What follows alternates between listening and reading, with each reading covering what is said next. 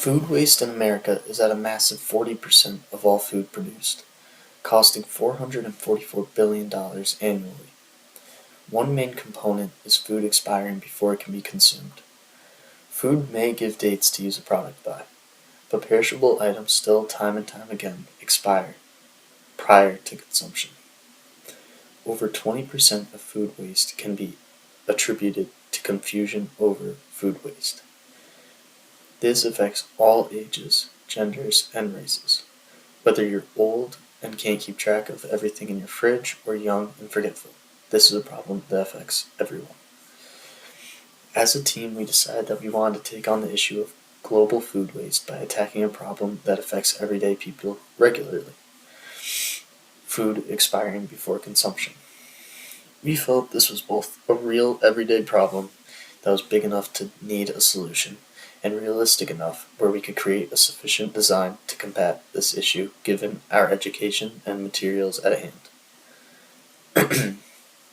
As of now in our process, we have researched the problem extensively, brainstormed multiple viable solutions, drafted and sketched several concepts, landed on a final design, which is an app that records and reminds you of your expiration dates, and built our first prototype of our said design.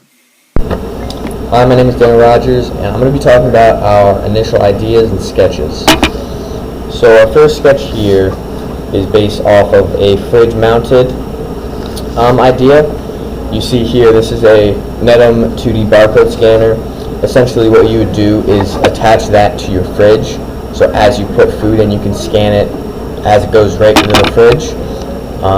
We liked this idea initially because it was like an easy access idea. You don't have to go out of your way to scan the food. However, it's only going to work for things that you put in your fridge, or at least the easy access part of it is.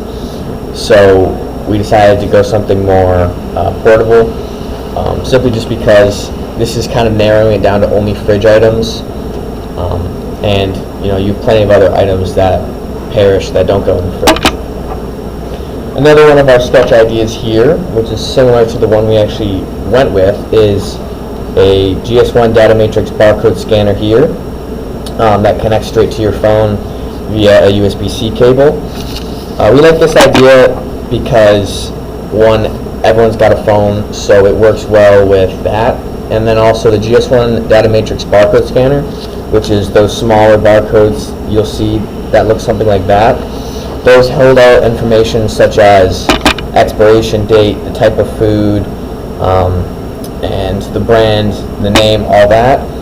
So we were a fan of this idea as well, because it would allow anyone who has a phone, which everyone has a phone, to use it as long as they have our barcode scanner, and it could link straight to a database in your phone that would be able to store all the information, such as an app or website.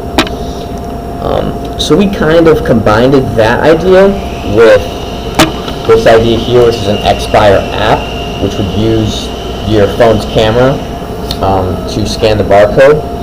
Essentially what would happen is, this is the general layout of the app here. You'd have your home screen that would have all your food on it, your chicken, lemon, asparagus, anything you wanted to scan in there. And that would just give you the general expiration date, how long you've had it in your fridge, whatnot. And then you'd have another tab here. That would be the scanner for the QR code, so anytime you press on that, it's just going to open up your phone's camera, and that's where you scan all the stuff. There's also a cart section here. So that would be for making a shopping list or things that you might want. That's just kind of like an add-on to the app so that people are more inclined to use it. They could cut out other grocery list apps, such as Out of Milk, which my family personally uses. And it's a good app, but there's a lot of inconsistencies with it, such as linking with each other's phones is very hard. So something that would make that a little easier, not only more inclined to use our app just because of the QR code and all the benefits you get from that, but also the cart section where you can make a shopping list. And then another area we have, the main part of the app, is our cook section here. That is a little area that will take all the foods that you have or foods that might be going bad soon, and they will create a recipe for you so that you have something to use that food for, because plenty of people would like to cook, but a lot of stuff that's holding the main thing that holds them back is they're not really sure what ingredients to use in a recipe. So this kind of kills two birds with one stone by not only using your food that's going to expire, but it also gives you that recipe based off of the food you'd like to use. And then our final little area here is just the general settings. That would be for things, just the layout of the app, and then any other smaller detail that you might need to adjust within the app. I think all of these ideas are great as starting points. However, once we actually started developing it, we found that linking the barcode scanner directly to the phone would work, but it would require the app to be on something like Google Play Store or the App Store. And then the Expire app, kind of similar. We just don't have the app development skills that we would need. So we kind of combined the two of them into one, where we have a website online that we created using AI, and we use our barcode scanner, and then it'll take that information, send it to the website, and then that website will hold all the information. So now we're just in the process of making that website directed specifically towards us and our purposes.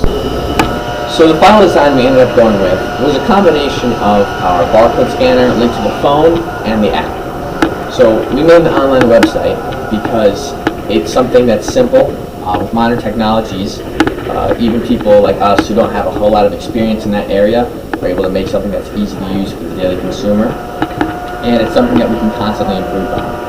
And we decided to link that directly with our barcode scanner, because all you have to do is plug it right into the computer, and it will send all the information that you need straight to the website. So we decided to go with that combination because it was simple, quick, and easily to improve on. Okay, here is our actual app.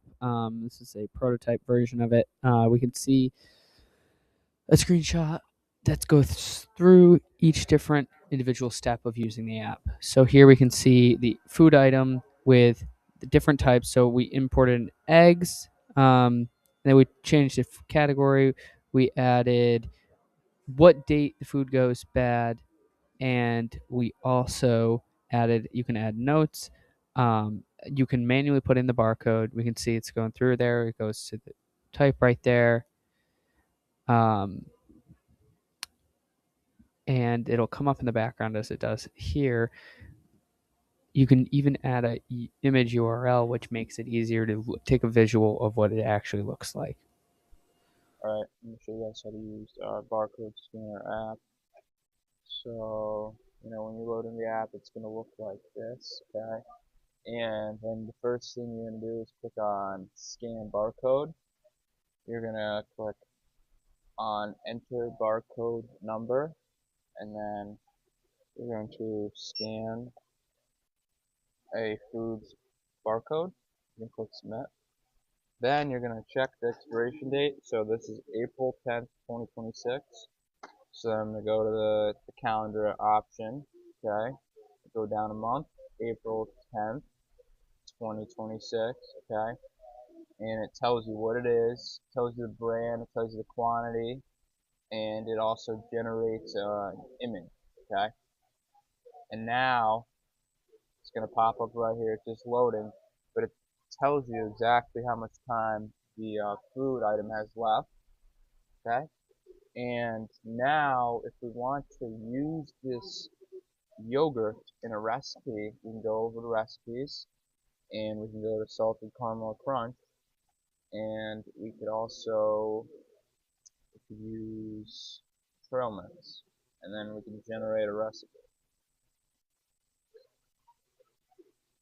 And then we have a AI generated recipe that we can then use to, use the food before it expires. That's the whole point of the concept. is having options to use the food so doesn't go to waste. So, boom, came out with salted caramel crunch and trail mix, no bake cookie bites. 15 minutes preparation, and then it gives you all the ingredients step by step of what to use. It's obviously gonna have some things that you might have at home to add to the recipe, but it's mostly used for the things that are gonna expire, but it gives you the whole rundown. Okay? Show you, just scanning another object here. There we go. So these are some donuts here. Okay. These donuts, and they expire on March 4th, 2026. Sorry, not March. April 4th, 2026. So you put there, you add food item. Now the food item's added. It's going to be down here. And notice how the image is generated from our salted caramel crunch yogurt. Okay, and now it's generated for the donuts. Okay, that's how it works. And then it tells you how many days left. It tells you when it expires. It gives you the whole rundown. Okay, and now we can add food. Okay, if you want to, you can go separately and add food. Say you don't want to scan your milk. Okay, you put milk. Probably don't need to put the brand in, and then say your milk expires on the 20th. You just add the food item. Boom. Now you have milk, and when your milk expires, and check this when you're not at home and be like, what ingredients do I have that are close to expiring? Okay, so your milk expiring soon. Boom. Go to recipes. Click on milk. You want to maybe we want to make some French toast or something. Get some white bread, and then add some more flavor, we'll do the salted caramel crunch thing. Generate a recipe. Takes a second, but it gets the job done. So basically, it takes all these things, boom, salted caramel crunch toast cups. Cook time about 20 minutes. Gives you step by step exactly how to make it. I mean, it couldn't be more simple than that. It also adds optional things like adding an egg. Okay, and yeah, it pretty much sums up how to use our app.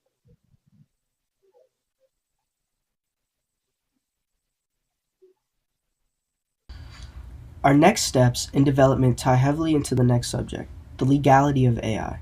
There have been a few questions asked concerning the legality of using AI for the creation of our app. While using AI to create an app is not inherently illegal, it can still raise concerns about copyright laws. Artificial intelligence tools, like the one we used, often lack the ability to recognize copyrighted material. As a team, it is our job to read through the terms and conditions of the website to make sure we are not infringing on any of those rules. We are currently working on whether or not commercial usage of our app is legal.